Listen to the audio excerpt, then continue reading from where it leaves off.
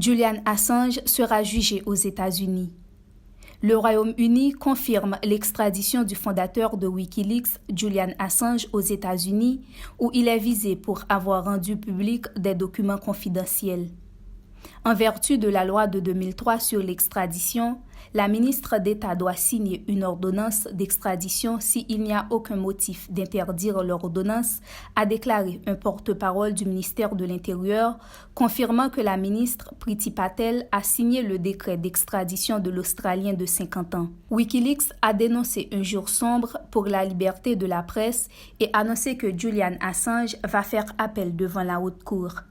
Il dispose de délai de 14 jours, selon Euronews. Cette ordonnance d'extradition est dénoncée par des organisations de défense de la liberté de la presse, dont Reporters sans frontières et Amnesty International.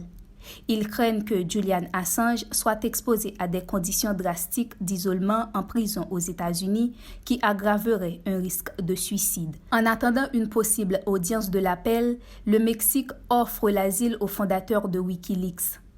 La justice américaine reproche à Julian Assange d'être à l'origine de la fuite de plus de 700 000 documents classifiés sur les activités militaires et diplomatiques américaines, en particulier en Irak et en Afghanistan en 2010.